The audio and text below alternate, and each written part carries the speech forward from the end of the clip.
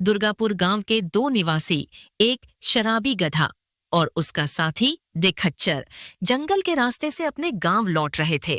चलते हुए शराबी गधा अचानक बोला, चल चल चल चल, जल्दी जल्दी चल खच्चर भाई, वो तालाब रास्ते में ही पड़ने वाला है। और सुन, जैसे ही वो तालाब आए ना, अपने कदमों की रफ्तार तेज कर देना।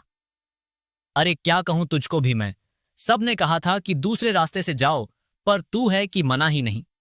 पता नहीं क्या कहूं तुझे, जल्दी जल्दी चल। ये सुनकर खच्चर हंसने लगा। क्यों भाई, क्या अंदर से दुखी हो रही है? क्या डर लग रहा है? बकवास मत कर। अरे मैं भी वैसे तो काफी समय से सुनता आ रहा हूं कि उस तालाब में एक श्रापित गधा मर रहता है जो सामने आकर सवाल पूछता है।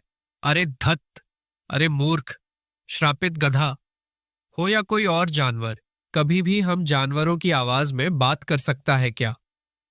नहीं ना? खच्चर इतना कह ही रहा था कि मन शराबी गधा पहला घबरा उठा। तालाब आ गया, जल्दी जल्दी चल। अरे जल्दी जल्दी चल खच्चर, चल चल चल चल। खच्चर का हाथ पकड़कर लगभग भागने लगा, लेकिन अगले ही पल तालाब से रंग बिरंगी किरणें फूटीं और वहां एक श्रापित गद्धान प्रकट हुआ। श्रापित गधेओं को देखकर शराबी गधा पहला और खच्चर डर गए। तू तो बिल्कुल ठीक कह रहा था रे गधे भाई, यहाँ तो सच में अश्रापित गधा भी रहता है।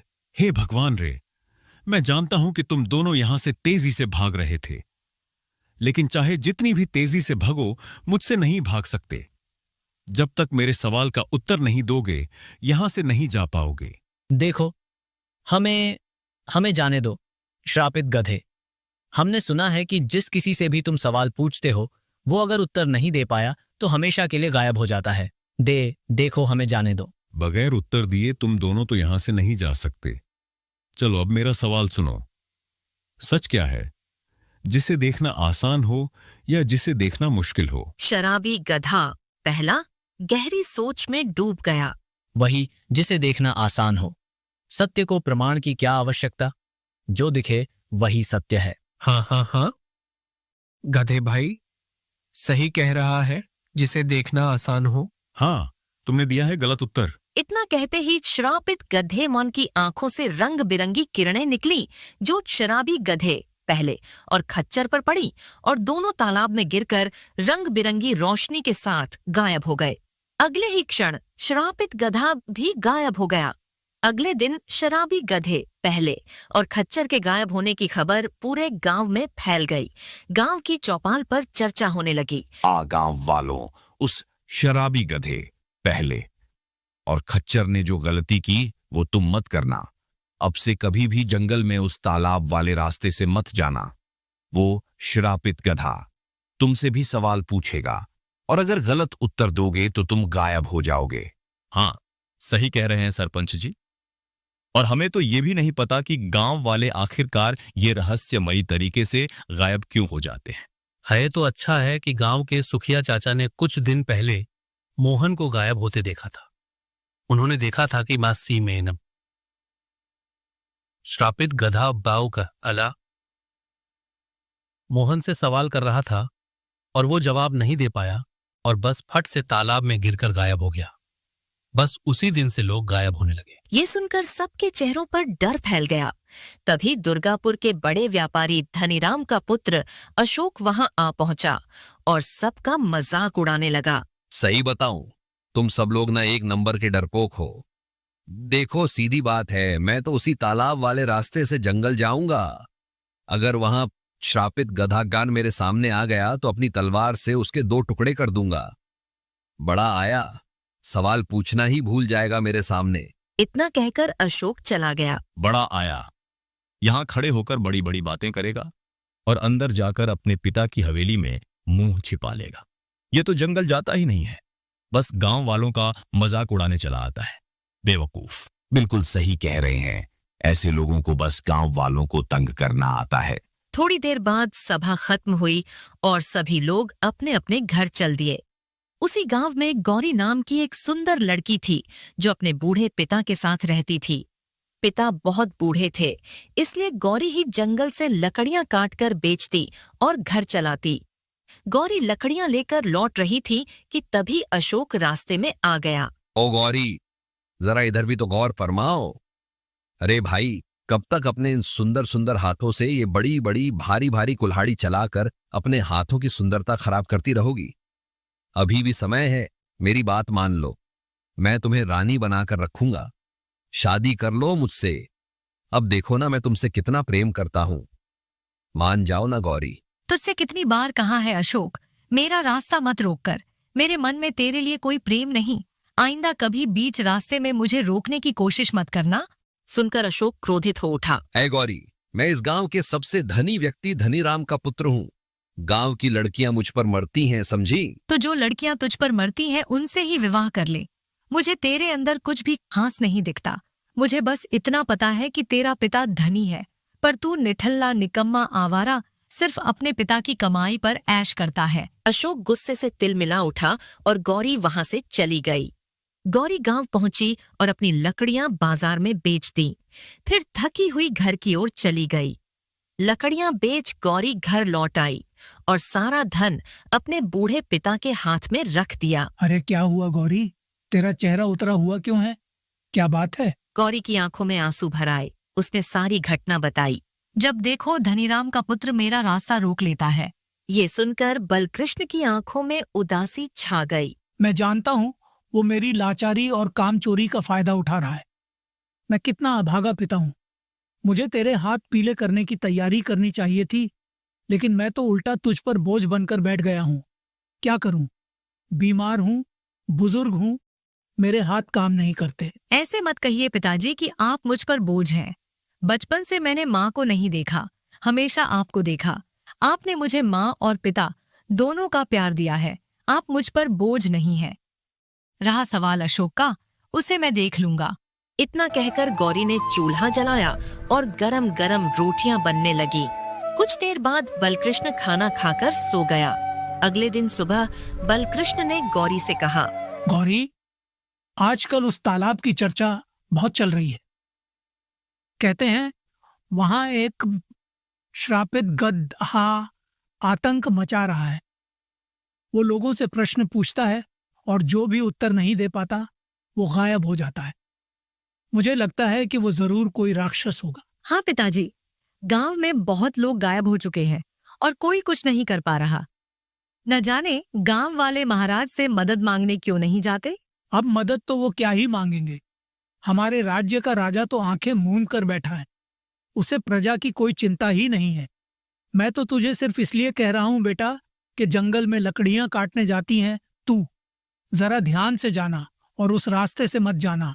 आप निश्चिंत रहिए पिताजी, मैं तालाब के रास्ते से कभी नहीं जाती। इतना कहकर गौरी मुस्कुराई और कुल्हाड़ी लेकर जंगल चली गई। बलकृष्ण घर के बाहर टहलने लगा। कुछ देर बाद बलकृष्ण बोला, आज थोड़ा जंगल में चहलकदमी करके आते हैं। वो जंगल में घूमने चला गया। जंगल की सुंदरता देखते देखते उसे पता ही नहीं चला कि वो तालाब के नजदीक पहुंच चुका है। अगले ही पल रंग बिरंगी किरणों से वहीं श्रापित गधा प्रकट हुआ। अब तुझे मेरे एक प्रश्न का उत्तर देना होगा। हे भगवान, ये क्या हुआ? मैं तो वही गलती कर बैठा। अपनी बेटी को मना कर रहा था और खुद ही टहलते टहलते तालाब के पास आ गया। अब मेरे सवाल का जवाब दे, तभी वापस जा पाएगा। सच क्या है, जिसे देखना आसान हो या जिसे देखना मुश्किल हो? बलकृष्ण उत्तर नहीं दे पाया। अगले ही पल बलकृष्ण तालाब में गिरा और रंग बिरंगी किरणों के साथ गायब हो गया। श्रापित गधा भी गायब हो गया। ये दृश्य दूर से गांव का एक व्यक्ति देख रहा था। भगवान, बलकृष्ण चाचा भी गायब हो गए। मुझे ये बात तुरंत गौरी को बतानी चाहिए। वो व्यक्ति दौड़ता हुआ गौरी को ढूंढने लगा, मगर वो उसे नहीं मिली। शाम को जब गौरी घर लौटी, उसके पिता घर पर नहीं थे। तभी वो व्यक्ति वहां पहुंचा। गौरी, अरे गौरी, तुम्हारे पिताजी अब तुझे कहीं नहीं मिलेंगे बेटा। मैंने अपनी आंखों से देखा। श्रापित गधा प्रकट हुआ। उसने बलकृष्ण चाचा से प्रश्न किया। वो उत्तर नहीं दे सके और गायब हो गए। इतना कहकर वो व्यक्ति चला गया। अगले दिन बलकृष्ण के गायब होने की चर्चा और अफवाहें पूरे गांव में फैल गई। गौरी अपने घर में फूट फूट कर रो रही थी। तभी धनीराम का पुत्र अशोक वहां आया। अरे गौरी, चुप हो जा, चुप हो जा। इतनी चिंता क्यों कर रही है? तेरा बूढ़ा पिता वैसे भी इतना बूढ़ा हो चुका था कि कुछ समय बाद तो चला ही जाता। तू इतनी चिंता क्यों करती है? मैं तेरे साथ हूं ना। देख, तू अब अकेली है। मेरा प्रस्ताव अभी भी खुला है। मुझसे विवाह कर ले, रानी की तरह बनाकर रखूंगा। ये सुनकर गौरी क्रोधित हो उठी। तुम्हें शर्म नहीं आती? मेरे पिता गायब हो गए और तुम विवाह की बात कर रहे हो? चले जाओ यहाँ से। अशोक तमतमा कर बोला। अरे बस, बहुत हो गया। मुझे अपमानित करने की भी एक हद होती है। अब तेरे ऊपर से तेरे पिता का साया उठ गया है। अब तू अकेली है। तेरी जैसी भिखारी की बेटी से गांव में कोई विवाह नहीं करेगा। समझ नहीं आता क्या? जब सब इनकार कर देंगे ना, तब नाक रगड़ती हुई मेरे दरवाजे पर आएगी। ये मैं सीना ठोक के दावे के साथ कहता हूं। बात करती है। इतना कहकर अशोक गौरी का अपमान करते हुए वहां से चला गया। गौरी फूट फूट कर रोने लगी। कुछ देर बाद उसने आंसू पोंछे और खुद से कहा, गांव वाले अपने प्रियजनों को खोकर चुप बैठ गए होंगे, लेकिन मैं उन लोगों में से नहीं हूं। मैं अपने पिता को वापस लाकर रहूंगी। मैं महाराज से मदद मांगूंगी। अगले दिन गौरी राजा सूरज के महल के राज दरबार में पहुंची। महाराज जी, ये आप क्या कह रहे हैं? आप इस राज्य के राजा हैं। आप ही अगर कुछ नहीं करेंगे तो फिर कैसे चलेगा? इतने लोग उसमें के श्रापित गधे बिलोन का शिकार हो चुके हैं। आप कुछ कीजिए महाराज। राजा सूरज क्रोधित नजरों से गौरी को घूरने लगा। दफा हो जाओ यहाँ से तुम लड़की। हम इस मामले में अपनी टांग नहीं अड़ाना चाहते। हम कुछ नहीं कर सकते। जाओ यहाँ से। गौरी चौंक गई। कैसे चलेगा ये हमें नहीं पता, पर हम इस मामले में कुछ नहीं कर सकते। निकल जाओ यहाँ से। राजा सूरज ने गौरी को अपमानित करके दरबार से निकाल दिया। गौरी निराश होकर घर लौटी और फूट फूट कर रोने लगी। महाराज ने भी मदद करने से साफ इनकार कर दिया। अब मैं कहाँ जाऊं? गौरी कुछ देर गहरी सोच में डूब गई। अचानक उठ खड़ी हुई और बोली, कोई मेरा साथ नहीं देगा तो कोई बात नहीं, मैं स्वयं अपने पिता को ढूंढूंगी। अब मैं उस श्रापित गधे जांच के पास खुद जाऊंगी। देखती हूँ ऐसा कौन सा प्रश्न पूछता है जिसका उत्तर कोई नहीं दे पाता। इतना कहकर गौरी घर से बाहर निकली और जंगल की ओर चल दी। रास्ते में उसे सरपंच मिला। अरे गौरी, कहाँ जा रही हो बेटा? तालाब के किनारे जा रही हूँ। मैं देखना चाहती हूँ कि वो जो श्रापित गधा कौन सा सवाल पूछता है। ऐ पागल हो गई हो क्या बेटा? अरे तू वहां से कभी वापस नहीं आएगी। वापस ना आ पाई तो कोई बात नहीं। जब मेरे पिता ही नहीं हैं तो मैं इस संसार में रहकर क्या करूंगी? या तो पिता को वापस लाऊंगी या फिर कभी नहीं लौटूंगी। सरपंच ने बहुत समझाया पर गौरी नहीं मानी। कुछ देर बाद वो तालाब की ओर बढ़ गई। गौरी तालाब के पास पहुंची और जोर से बोली, कहाँ है तू श्रापित गधे? मेरे सामने आ। मैं भी जानना चाहती हूँ तेरा वो कौन सा प्रश्न है जिसका उत्तर कोई नहीं दे पाता और तू उसे गायब कर देता है। अगले ही पल रंग बिरंगी किरणें चमकी और मन श्रापित गधा निर्प्रकट हुआ। तू बड़ी बहादुर लड़की है। अब तक जितने भी लोग यहाँ पर आए डर कर आए, लेकिन तू पहली लड़की है जिसने खड़े होकर मुझे आवाज लगाई। तेरी आंखों में बहादुरी है। मुझे लगता है कि तू मेरे प्रश्न का उत्तर देगी। सुन, सवाल यह है कि सच क्या है, जिसे देखना आसान हो या जिसे देखना मुश्किल हो? गौरी क्रोधित हो उठी। बस इतने से सवाल के लिए तू लोगों को गायब कर देता है? जवाब सुन। सच वही है जिसे देखना मुश्किल हो, क्योंकि आसान सच हर कोई देख लेता है, लेकिन असली सच वही होता है जो दिल की गहराई में छुपा होता है। ये सुनकर श्रापित गधा प्रसन्न हो गया। तुम पहली हो जिसने मेरे प्रश्न का सही उत्तर दिया। इसका मतलब तुम ही हो जो मुझे श्राप से मुक्त कर सकती हो। क्या मैं तुम्हें श्राप से मुक्त कर सकती हूँ? इसका क्या मतलब? सुनो, मैं अक्षरापित गधा नहीं, बल्कि मैं कोई और हूं, और मैं कौन हूं ये मैं अभी नहीं बता सकता, लेकिन तुम मुझे श्राप से मुक्त कर सकती हो। आओ, मेरे पीछे आओ। इतना कहकर श्रापित गधा तालाब में कूद गया। गौरी चौंक गई। ये तो तालाब के अंदर कूद गया। जरूर तालाब में कोई रहस्य है। अगले ही पल गौरी भी तालाब में कूद गई। तालाब में कूदते ही गौरी ने अपने आप को एक विशाल महल में पाया। वहां एक बड़ा पिंजरा था जिसमें उसके पिता, वो शराबी गधा पहला, खच्चर और गांव के बाकी लोग कैद थे जो तालाब के पास श्रापित गधे मैस का शिकार बन गए थे। तभी श्रापित गधा रंग बिरंगी किरणों के साथ प्रकट हुआ। तुम इन्हें आसानी से आजाद कर सकती हो, लेकिन पहले तुम्हें एक कार्य करना होगा। कौन सा कार्य? इस तालाब के अंदर एक जादुई दुनिया है। हजारों वर्ष पहले एक राजा ने साधु संतों की मदद से इस दुनिया को बनाया था, सिर्फ एक तलवार को सुरक्षित रखने के लिए। और वो तलवार इस महल से बाहर घने जंगलों में एक गुफा में रखी है।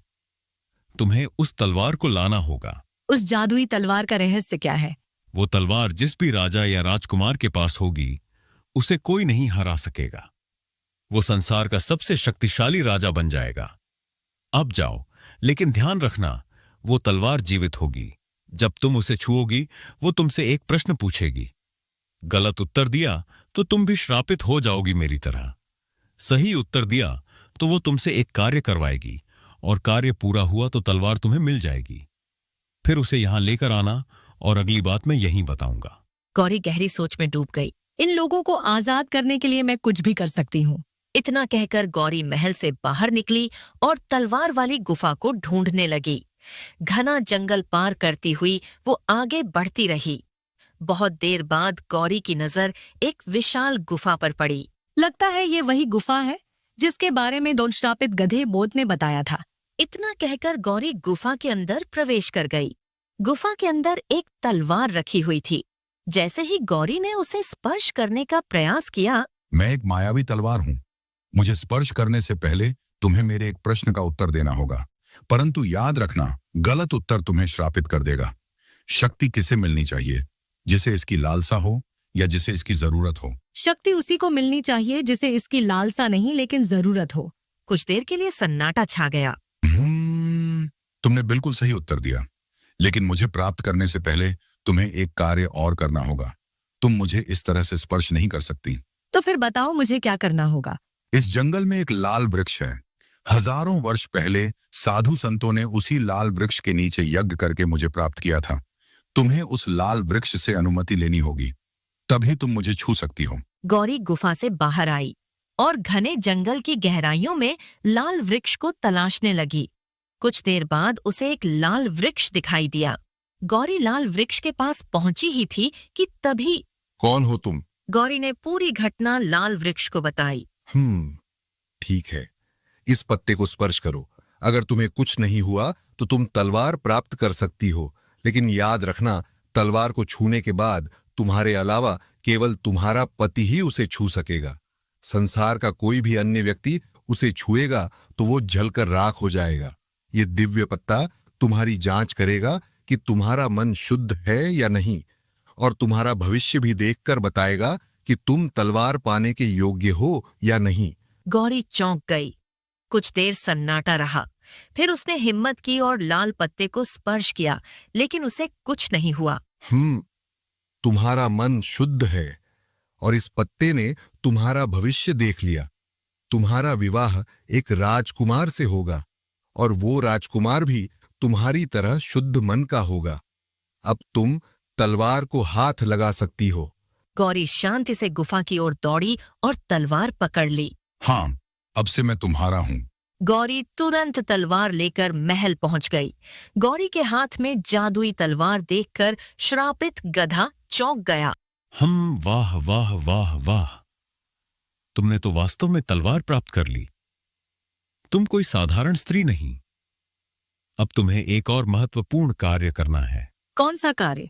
इस तलवार से मेरे शरीर पर वार कर दो और मेरी हत्या कर दो। ये तुम क्या कह रहे हो?